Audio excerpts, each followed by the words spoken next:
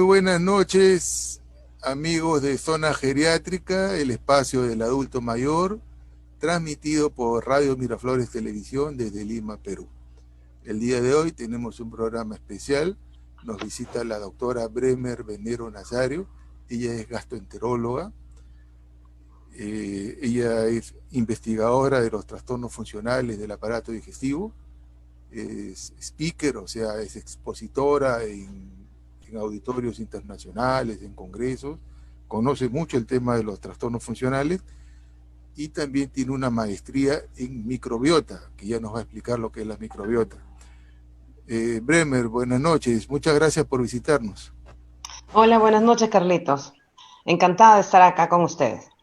Bueno, tú ya eres de la casa, ya nos has visitado anteriormente, así que ya tenemos, nuestro público te conoce.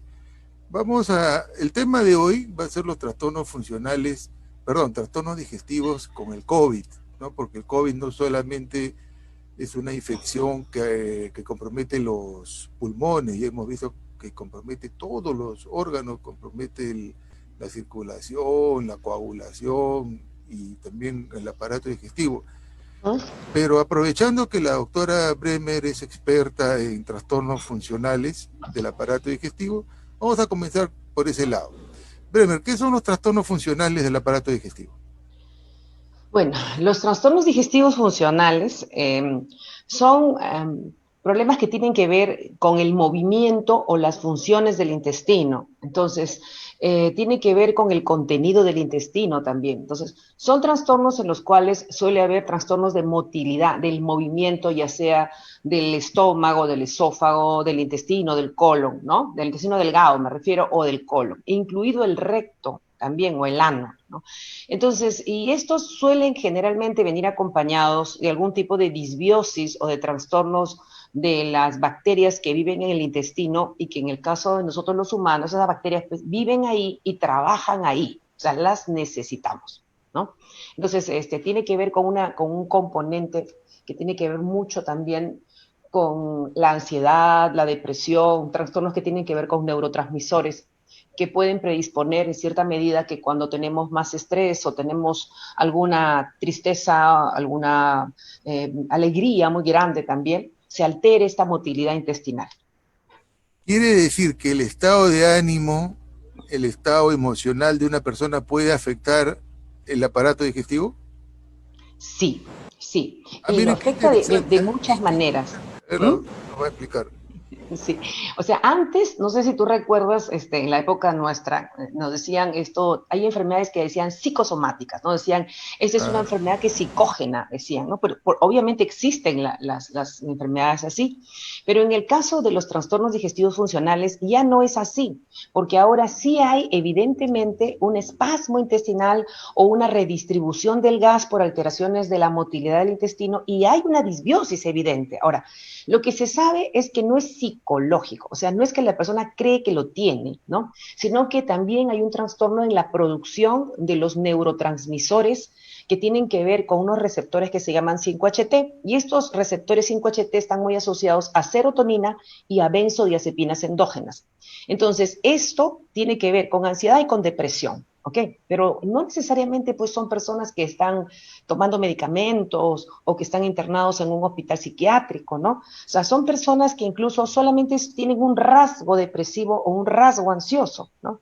Por ejemplo, son personas que son muy impacientes, muy intolerantes, que reniegan mucho, que solo creen que hay una sola forma de hacer arroz con pollo, por ejemplo, ¿no? Y otra persona la hace de otra forma y dice, no, así no se hace el arroz con pollo, ¿no? Hay gente que mueve su café hacia la derecha en sentido horario y hay otras personas que lo hacen en sentido inverso y le dicen, tú lo haces al revés. Entonces, esa gente que piensa que solo hay una solución para todo, también tienen problemas intestinales. O sea, no necesariamente tiene que ser una depresión mayor. claro, o sea, pero de todas maneras la persona la sufre, no es que Sí, tenga por alegría, supuesto, por sufre supuesto. y le duele la barriga y se estriñe y tiene diarreas y son Claro, ciertas. sí, Y eso es por lo eso es que lo le que te llaman, decía, no es psicosomático, por eso te decía. claro, y eso es lo que le llaman o le llamaban el colon irritable también, o es otra cosa. Claro, no. Dentro de los trastornos digestivos funcionales tenemos reflujo funcional, tenemos dispepsia funcional, tenemos el síndrome de intestino irritable, que también se le llama colon irritable, y también tenemos otros que tienen que ver con disquinesia vesicular, son cerca de 60 en adultos y otros tantos en niños. O sea, hay dolor abdominal recurrente también, hay dolor funcional, estreñimiento funcional, que no necesariamente es un colon irritable tipo estreñimiento, y hay 4 tipos de síndrome de intestino irritable o colon irritable. Entonces, y no es, como te decía yo, una cuestión psicosomática, ¿no? Te doy un ejemplo. Los neurotransmisores que regulan la ansiedad y la depresión se producen en las neuronas del intestino. En un 80-90% lo producen nuestras neuronas, y es un 10 o 20%, hasta ahora no se sabe exactamente, que lo producen nuestras bacterias, que también producen neurotransmisores. Y por esa razón, aunque no lo creas, existen ahora bacterias que se llaman probióticos, que cuando tú las tomas, mejora tu ansiedad, mejora tu depresión. Yo leí en alguna oportunidad que al intestino le llamaban también el segundo cerebro, ¿no? Y que tiene que ver, como tú bien acabas de decir, con neurotransmisores, pero nuestro público probablemente no entienda qué son neurotransmisores y O sea, receptores, o sea que vamos a tratar de hacer que nos entiendan. claro, nosotros podemos llamar una hormona, ¿no? Por ejemplo, a cualquier sustancia que sale de un órgano, que es producida por una glándula, por un órgano, y que tiene acción en otro a distancia.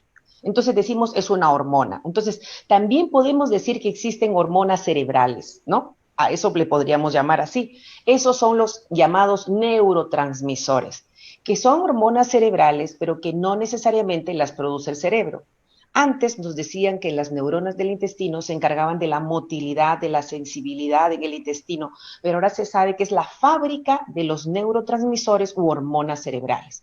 Pero no solo actúan en el cerebro, van a muchos órganos, van a casi todos los órganos, incluidas la piel, la vejiga, el intestino. Entonces, por ejemplo, para que tengas una idea, así como hay un colon espástico que se cierra y te estriñes, por ejemplo, o que te llama al baño a cada rato cuando estás nervioso, que se llama síndrome de intestino irritable, también hay una vejiga espástica que, por ejemplo, en las mujeres nos hace orinar en la noche 2, 3 veces, y nosotros no tenemos próstata, porque también los neurotransmisores, estos también van a la vejiga. Entonces, cuando no hay una relajación de la musculatura involuntaria, entonces vamos a encontrar a veces, por ejemplo, una redistribución del gas abdominal, y a veces se hincha la barriga, y no es que tengo más gas, es que hay un espasmo, contractura del intestino, y a otras zonas que están distendidas, ¿no? Miren qué interesante. ¿Cómo podemos cuidar nuestro intestino? ¿Cómo podemos hacer que tener un intestino sano, ¿no? Así como, por ejemplo, para tener un cerebro sano, te recomienda dormir bien, estar con la presión arterial normal, etcétera. Para cuidar nuestro intestino, nuestro aparato digestivo, ¿cuáles son las recomendaciones? Claro. Lo primero que hay que hacer es comer bien, ¿no? Porque nosotros alimentamos a las bacterias para que crezcan. Entonces, si yo le doy buenos alimentos, por ejemplo, muchas verduras, mucha fibra, ácidos grasos esenciales, semillas, granos, yo voy a tener más bacterias de las buenas, ¿no? Porque hay un balance entre las bacterias que son un poco más negativas y las bacterias que son un poco más positivas. Entonces debe haber un balance. No es que solo tengo que tener buenas, porque todas tienen una función. Las bacterias del intestino, que se llama la microbiota intestinal, producen ácidos grasos, vitaminas, producen también neurotransmisores y también estimulan el crecimiento de las células intestinales, y sobre todo se encargan de que nuestro sistema inmune esté maduro. Entonces, cuando nosotros tenemos mal la microbiota intestinal, por ejemplo, los diabéticos que comen muchas harinas, empiezan inicialmente así teniendo su sobrepeso. Al comer muchas harinas, empiezo a tener bacterias obesogénicas, así se llama. Y estas bacterias, así yo trate de comer menos, ya empiezo a engordarme, igual me engordo, igual me engordo. Así trate de hacer dieta, porque ya mis bacterias son bacterias que producen demasiado. Entonces, lo ideal entonces primero es comer balanceado. Lo segundo es hacer deporte. Las personas cuando hacen deporte producen más neurotransmisores, estas hormonas cerebrales que habíamos conversado, y además también se producen endorfinas. Las endorfinas hacen que esté más contenta, más feliz, más relajada. Por eso es que no sé si te has dado cuenta que hay mucha gente que va al gimnasio 4 horas, 5 horas, ¿no? ¿Por qué? Porque se sienten bien, porque están produciendo más neurotransmisores y también regulan su motilidad intestinal, ya no se estreñen, ya duermen mejor. Entonces, el ejercicio también es bueno, pero obviamente nunca más de 1 hora, hora y media, ¿no? Y, como digo, comer bien y hacer deporte. Eso es lo más importante para protegerme, para tener un buen intestino. Has mencionado un par de veces ahora y yo quisiera que nos expliques qué significa la microbiota.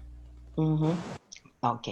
La microbiota es el conjunto de organismos o de microorganismos que comparten el hábitat que somos nosotros. Nosotros, una persona, somos un multiorganismo o un superorganismo. O sea, no somos un individuo, sino somos el conjunto de varios individuos, ¿no? Eh, y entonces estos microorganismos que pueden ser bacterias, que pueden ser arqueas, que pueden ser hongos, virus, parásitos, viven en nuestro organismo y tienen ciertas funciones que mantener. Entre ellas, por ejemplo, es como si fueran de un barrio, por decir, ¿no? Y ven a alguien que no es del barrio y dicen, ese no es de acá. Entonces hacen un reconocimiento de antígenos extraños o de microbios extraños y le avisan a las células presentadoras de antígenos, oye, tienes que generar anticuerpos contra ese porque ese no es de acá. ¿Okay? Entonces, nos ayudan mucho a identificar y por eso son una de las primeras barreras ante las infecciones. ¿La microbiota es lo que antes le llamaban la flora intestinal o es otra cosa? No, es lo mismo, es lo mismo.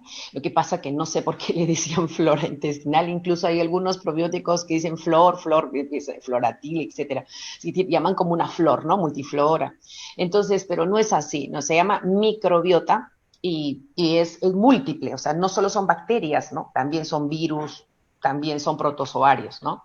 Pero la Hongos. microbiota no solo está en el tubo digestivo, también tenemos No, no, microbiota no, en no. la nariz, en las fosas nasales, en las vías respiratorias, ¿no? Por supuesto, nosotros tenemos bacterias en todo. O sea, están las bacterias en la piel, que son una cantidad bastante grande en la piel, en la boca y muy diferenciadas, incluso las que están en los dientes, en la placa dentaria, diferentes de las que están en la lengua, diferentes de las que están en la faringe, ¿no? Diferentes de las que están en el pulmón y muy diferentes de las que están en el intestino. Tanto así que a veces a mí me dicen algunas personas, doctora, yo hago muchas infecciones urinarias y me han dicho que me tienen que matar las bacterias para que no haga infecciones urinarias. Y yo le digo, no es así. O sea, las bacterias que causan infección urinaria viven en el colon y en el colon no causan nada. Entonces, tienen un hábitat natural. Entonces, se llama microbiota intestinal, microbiota pulmonar, microbiota urogenitaria, microbiota nasofaringea. Entonces, de acuerdo al lugar donde se encuentre, ¿no? ¿Y cómo podemos tener una buena microbiota? ¿Existen productos exógenos en pastillas, en remedios, en gotas? O de forma natural lo podemos adquirir?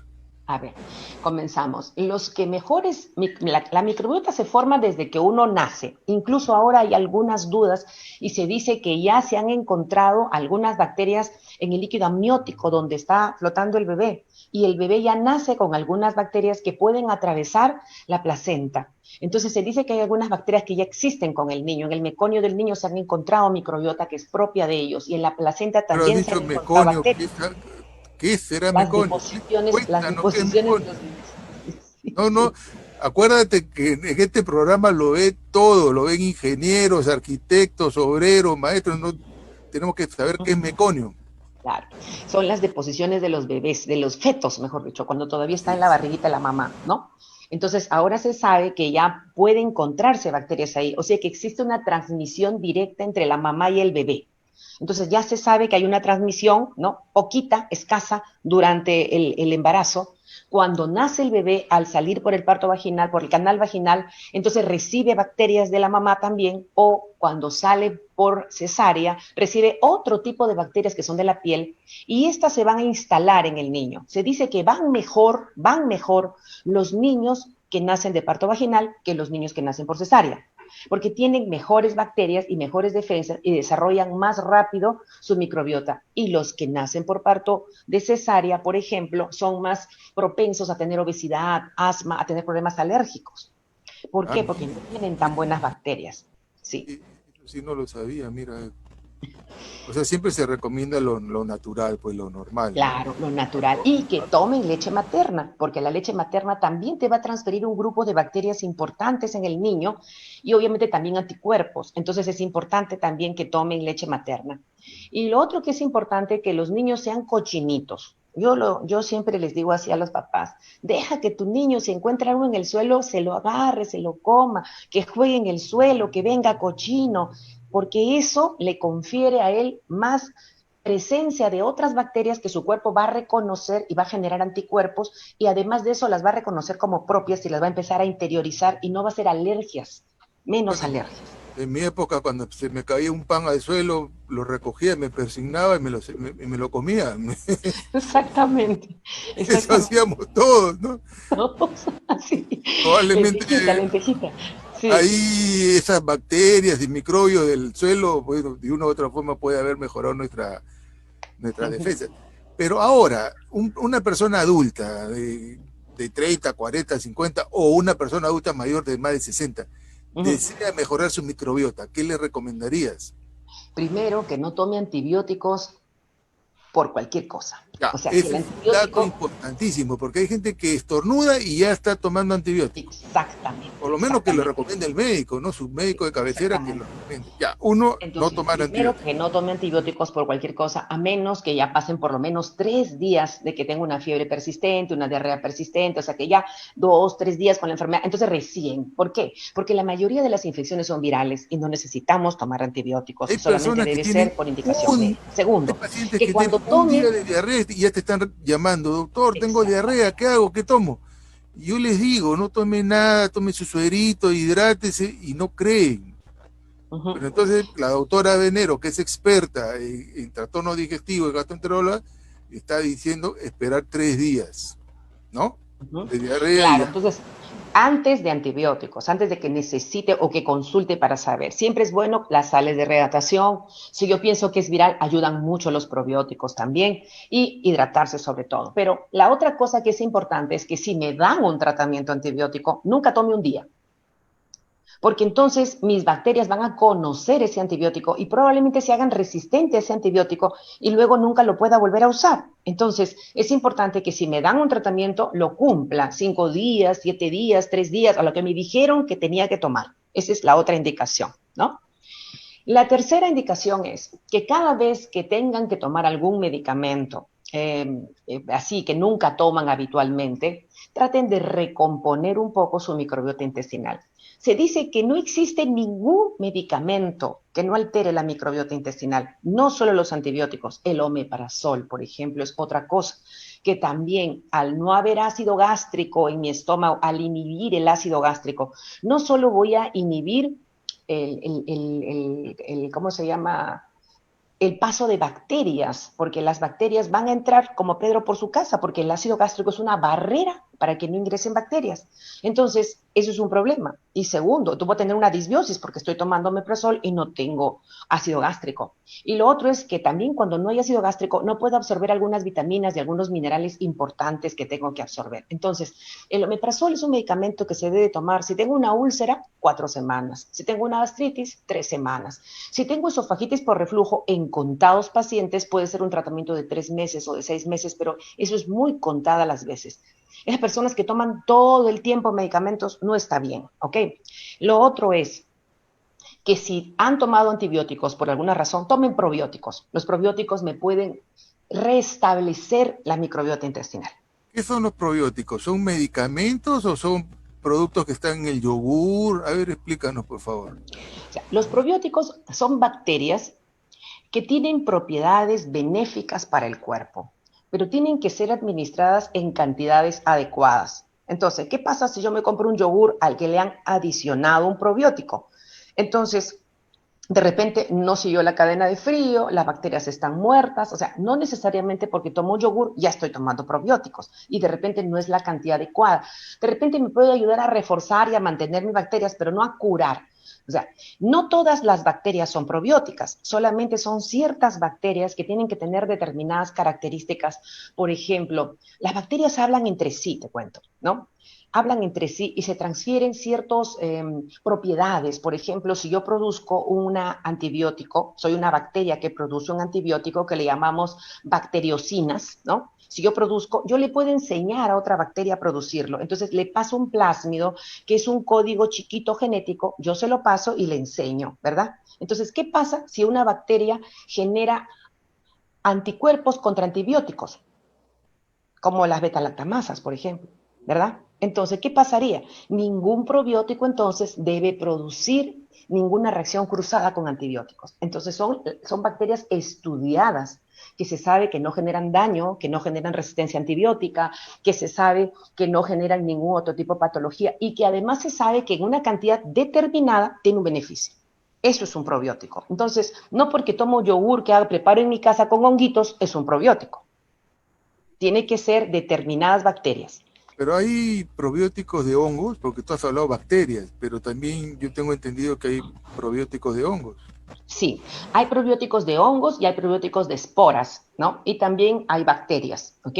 Lo ideal siempre es tomar bacterias o hongos que suelen vivir en mi intestino, no uno que no vive ahí.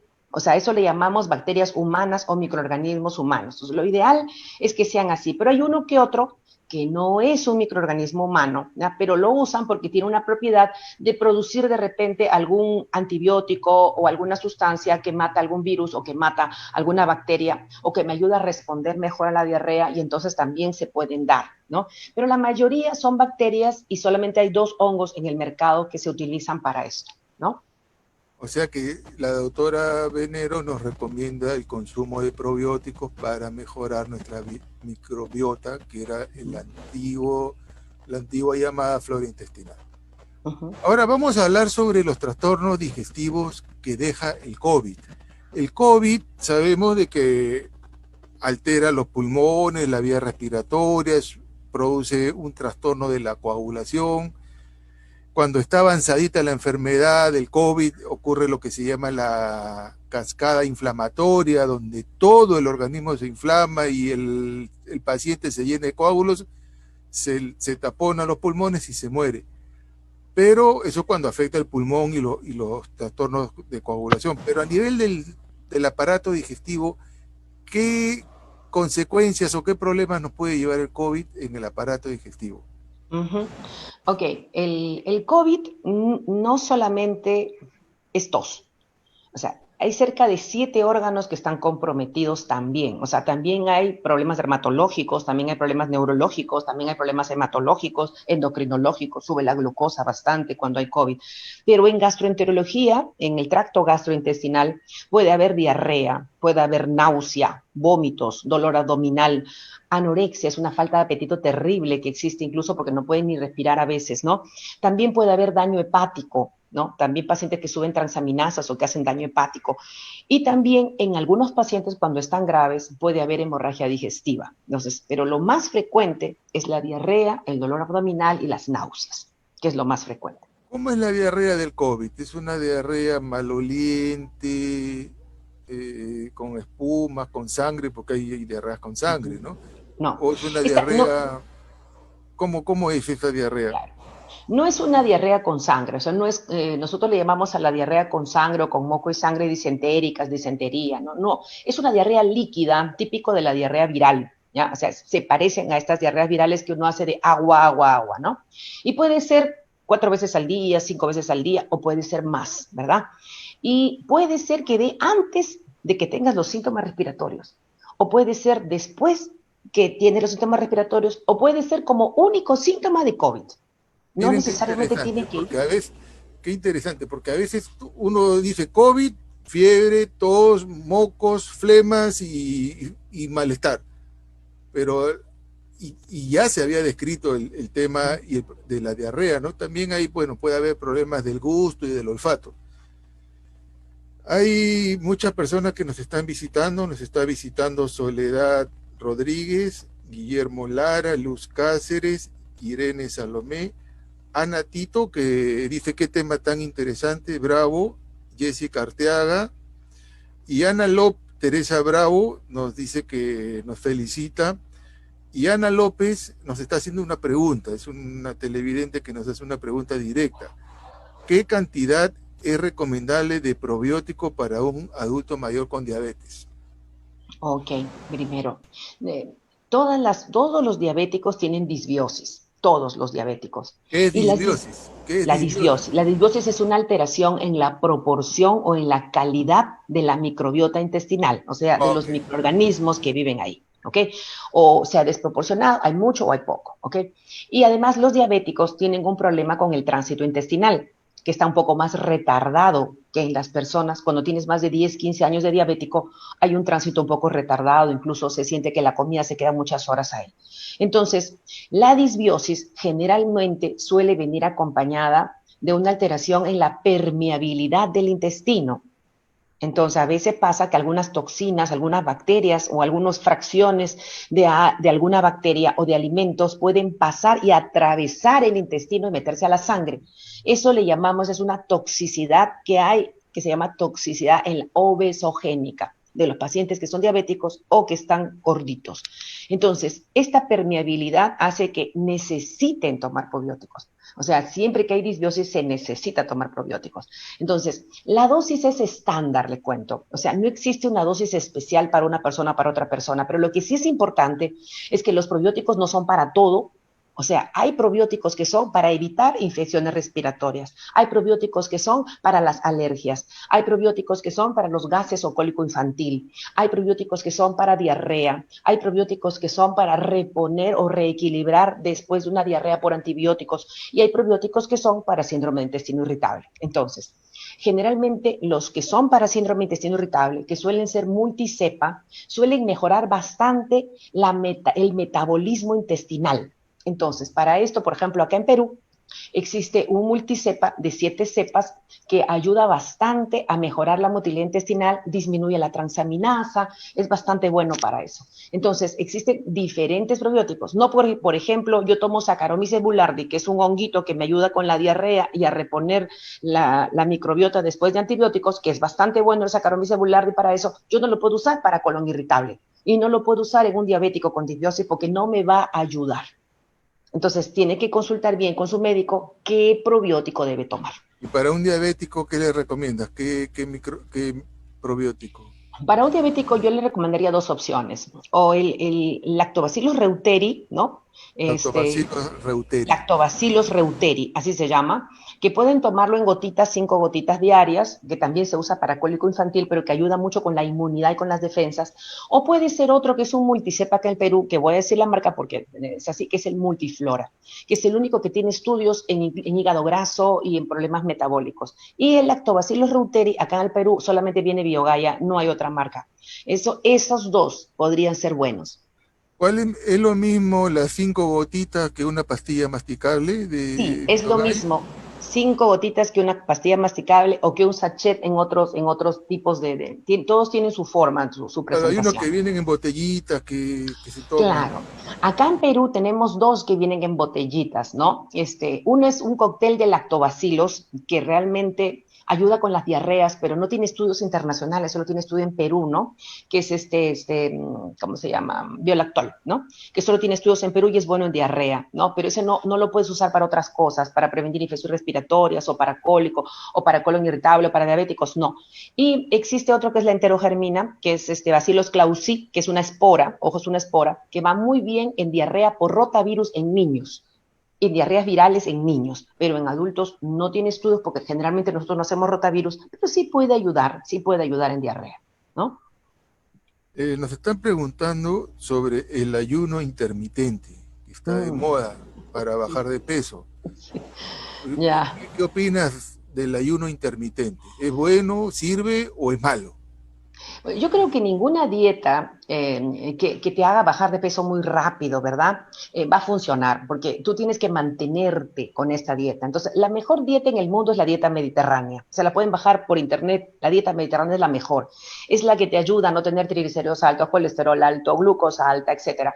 Pero además es una dieta que puedes tomarla siempre. ¿verdad? No te desnutre. O sea, a mí yo no estoy de acuerdo, sinceramente, no apoyo mucho a los veganos, ni al agua con limón, ni al agua con bicarbonato, ni esas cosas que la gente ahora ha sacado, que el ayuno intermitente. Yo no apoyo mucho esas cosas. Yo prefiero que la mejor manera de comer es comer cada 3 horas, siempre tener un snack de frutas, 10 de la mañana, 5 de la tarde, tratar de comer 5 comidas al día, 3 importantes y 2 snacks, tomar agua, ¿no? Con cada comida siempre, o tomar agua durante el día.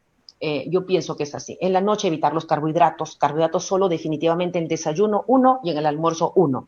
Esa es la dieta mediterránea y es la que va mejor. O sea que nuestra comida criolla, que es tan rica y tan buena, no es muy saludable. En este caso, Claro, el problema está que tú piensas comida criolla y tú dices tallarines con papa a la huancaína, ¿no? O sea, arroz con pollo con papa a la huancaína. Y siempre piensas en esas cosas. Pero, por ejemplo, yo te doy una combinación y arroz interesante. blanco Mira, comemos diario. ya, pero yo te doy una combinación interesante. Por ejemplo, una entrada de rocoto relleno, pero sin pastel de papa. Solo mi rocoto relleno. Mi costillar está perfecto. Mi papa dorada y mi ensalada. ¿Cuál fue el carbohidrato? La papa. No está mal la combinación, pero lo que no puedes comer es papa con arroz o pastel de papa en la entrada y arroz con menestra en el segundo o sopa de morón, ¿verdad? Con arroz con puré y asado. No. O No, es sea, que la comida criolla peruana es arroz con estofado, arroz con caucao, arroz con seco, ¿no? O sea, todo es papa con arroz. Eso es diario.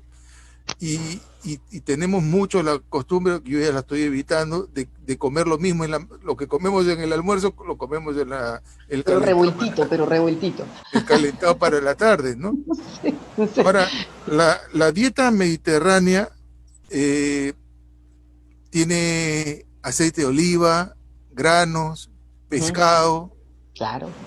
eh, la copita de vino. ¿Qué opinas de la copita de vino? Porque es parte, tengo entendido que es parte de la dieta mediterránea. Sí, sí, sí. El vino me encanta, ¿ah? Me encanta. Y claro, y a mí también me encantaría todos los días una copa de vino. El vino se ha estudiado, tiene unas propiedades importantísimas como antioxidante, pero es su componente que se llama resveratrol. O sea, es el componente del vino, especialmente del vino tinto, ¿ok?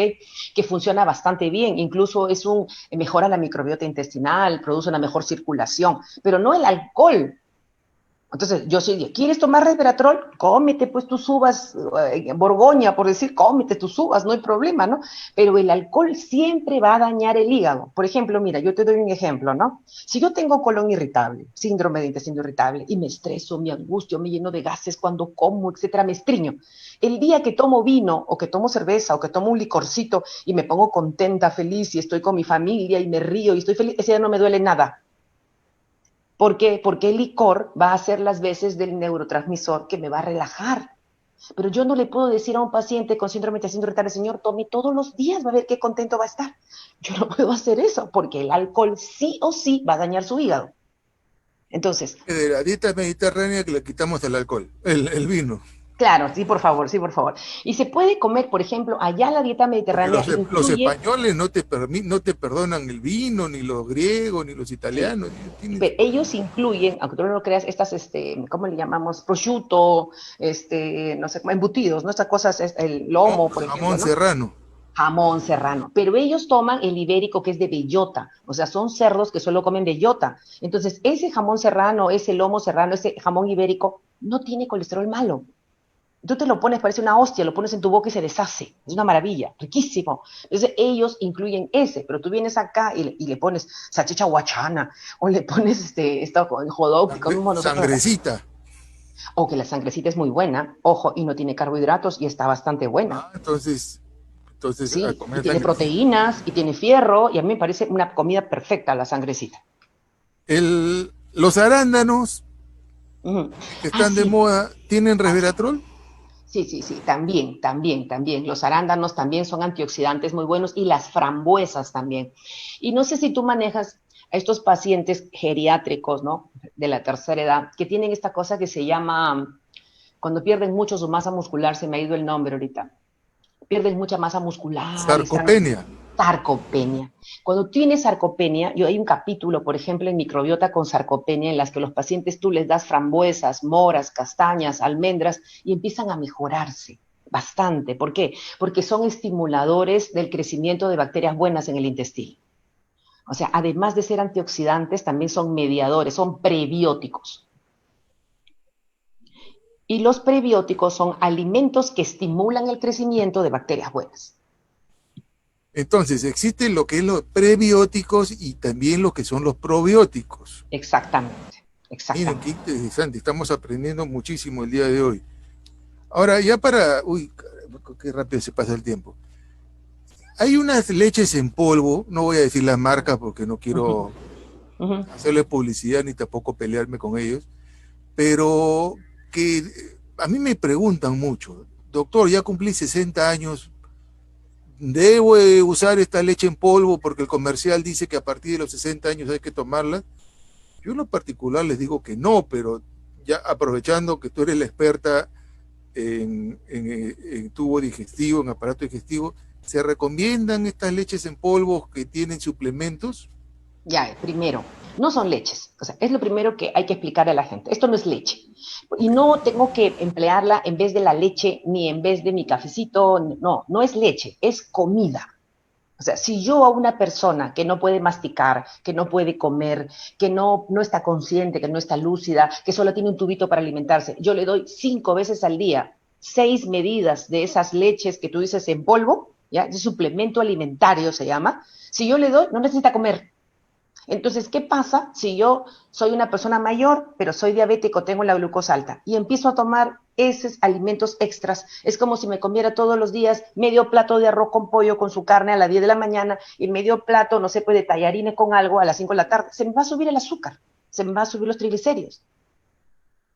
Entonces, ¿cuándo se indicarían estos productos suplementarios? Claro, entonces hay algunas personas, no necesariamente adultos mayores, que están imposibilitados de comer. ¿Por qué? Porque, por ejemplo, han tenido una gastrectomía, tienen el estómago pequeñito, o han sido operados de algo, o no están masticando bien, o no tienen bien su dentadura. Entonces comen muy poquito, o a veces están con depresión, o tienen alguna enfermedad, o cáncer, o algo, y no están comiendo bien. O sea, comen un tercio del plato, solo comen el avena, ya no quieren comer mucho. Entonces, a esas personas se les debe dar como un suplemento, considerando que cada vaso de preparación, que vienen 6 medidas en 200 o 250 mililitros de agua que se deben preparar, me aportan 250 calorías. Entonces, si yo tomo entre comidas o le completo, se comió solo el huevito, le doy su vasito del alimento, de este polvo. Si más tarde de repente solo quiso la sopita y se tomó la mitad y no terminó de comer, le doy su suplemento y con eso le aumento 250 calorías. O sea, es para la gente que no come bien, que no Por completa su supuesto, comida, para por que supuesto. complete su comida, pero para el que Exactamente. come bien su desayuno, almuerzo y lonche, no necesita. No, no. Y yo estoy viendo, por ejemplo, muchos pacientitos que están saliendo de alguna enfermedad y se habían bajado 10 kilos, 8 kilos, ¿no? Y dice, doctora, ¿le puedo dar? Y yo le digo, no, ¿por qué? ¿No come? Sí come. Entonces, ¿para qué le vas a dar? Que solito se vaya recuperando. Y el otro problema es que eran gorditos, ¿ok? Tenían 30 kilos de más. Bajaron 10 y quieren tomar eso para subir de peso. ¿Para qué? Dale gracias a Dios que has bajado de peso, les digo. Claro, Sigue pues así por el buen camino. hay que O sea cuidar que eso. no, No hay que no tengo recuperar esos pesos. no hay que recuperar esos pesos. Así exactamente. Acá Guillermo Lara nos pregunta, a mi suegro le han recomendado dos tipos de dieta, la fórmula integral farmacológica y la fórmula integral artesanal. ¿Cuántos mililitros son esenciales en una dieta por sonda nasal? Dice. Ujú, ujú.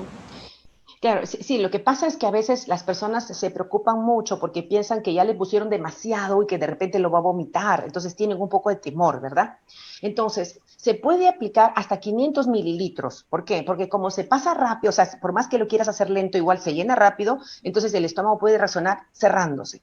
Entonces, por eso 500 mililitros, 400 mililitros se puede poner, porque piensan que lo van a pasar por sonda, pero luego hay que pasarle un poquito más de agua para que ese alimento no se quede en la sonda. Entonces, tienes que siempre dar un poco menos para aumentar el agua que vas a pasar al final. Ya para terminar, este programa es de adultos mayores. Uh -huh, Básicamente yo no atiendo niños casi uh -huh, nunca. No, nunca, porque no es mi especialidad. Pero yo a veces veo estas leches en polvo dirigidas a niños y veo comerciales de televisión y dicen de que mejora tu inteligencia y toma esta leche en polvo, ¿no? ¿Qué uh -huh. opinas? ¿A los niños también se les debe recomendar estos suplementos, estos polvos o A su ver, dieta natural? te voy a explicar algo que ha cambiado. No sé si tú te acuerdas cuando tú eras chico, yo era chica, y yo le decía a mi papá, no quiero, no me gusta, me da hambre, y ¡pum! Come tú nomás, ¿no es cierto? Y tú tenías que Claro, el chancletazo. tú tenías que comer. Y si no te gusta, te daban el doble todavía para que aprendas a comerlo, ¿no? Entonces tú tenías que comerlo, ¿no? No, Pero te ahora lo no es así. dejaban y cuando te dé hambre te lo comías en la noche, así era. Pero ahora no es así. Ahora le preguntan, ¿qué quieres comer? Le preguntan al niño. Entonces son niños que no quieren comer, pues ellos mandan, ellos dirigen, ellos dicen que quieren, que no quieren. Entonces la mamá los premia dándole su lechecita esta que viene como, les prepara ya listo y le dicen, toma esto porque como no has comido. Entonces, el niño sabe que nunca va a morir de hambre. Entonces, a mí no me parece, o sea, eso lo dan a los niños que no comen. Hay muchos niños que no quiere comer, que no le gusta, que no come, que quiere estar jugando, se distrae, no quiere comer porque está jugando. Entonces, acá es un poco de autoridad, ¿no? A menos que el niño tenga un problema de mala absorción, tenga una enfermedad, Ah, recién exacto, si entonces se tuviera lo una doy. enfermedad. Claro, una Pero yo he enfermedad visto el otro crónica. día en un supermercado, estos de Lima, una montaña, un inmenso de latas de este producto. Y pobres niños, ¿cómo les dan estos adefesios? Pero bueno, Y tiene demasiado carbohidrato, que es lo peor. Esas leches tienen demasiado carbohidrato. Julieta Martino nos saluda, Liliana Palacios, Nora Díaz, Betsabe Estrada, Jovis AQH y muchas personas más nos han saludado. Bremer, muchísimas gracias por tu participación.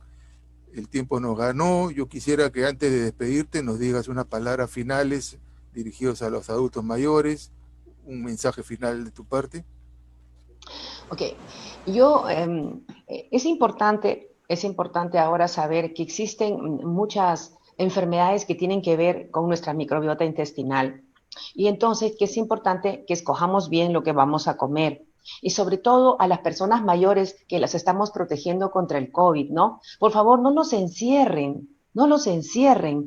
Estoy viendo muchos pacientes con síndrome de intestino irritable porque están deprimidos, porque no pueden salir, porque no los sacan, los encierran en un cuarto y se olvidan de ellos. Por favor, sáquenlos, llévenlos a dar una vueltita con su mascarilla, su mica, pues no, entonces que vayan a caminar, acompáñenlos, conversenlos, denle alguna tarea que hacer. Estoy viendo mucho paciente con síndrome de intestino irritable, todos empiezan desde la cuarentena, estoy con problemas. Entonces, y siempre son pacientes de la tercera edad que están deprimidos. Por favor, el encierro en una persona mayor es diferente del encierro en un niño que le das algo para jugar. Una persona adulta mayor ya no ve bien, no puede leer, no puede tejer porque no ve bien. Por favor, no me los encierren, por favor, sáquenlos, distráiganlos, conversenlos, acompáñenlos. Y eso es importante. Ya saben, no encerrarlos y en todo caso visitarlos y si no quieren acercarse, llamarlos, pero no abandonen a su adulto mayor, porque como bien ha dicho la doctora Bremer, los problemas mentales afectan el aparato digestivo. AR Mary te manda saludos, te saluda, también nos saluda Jorge Corimanya, que también está en vivo. Bremer, si alguien desea contactarte, llamarte, dónde te puede escribir, llamar o Uh -huh. visitar? Yo trabajo en Impares de Jesús María, estoy de lunes a sábado por las mañanas y también Impares. en Impares, el Instituto Peruano de Paternidad Responsable, en la clínica. Y también estoy en un portal que se llama doctoralia.com para videoconsultas. Ah, muy bien. Entonces, si alguna persona desea una consulta sobre el tema de gastroenterología, acá tenemos una experta que trabaja en Impares y en un portal web que se llama Doctoralia. Muy bien, amigos, eso ha sido todo por hoy en Zona Geriátrica, el espacio del adulto mayor. Ha sido un programa muy, muy bueno, pero lamentablemente nos ganó el tiempo y el tiempo se pasó volando. Ya será hasta la próxima semana en Zona Geriátrica por Radio Miraflores desde Lima, Perú. Muchas gracias. Muchas gracias. Hasta luego.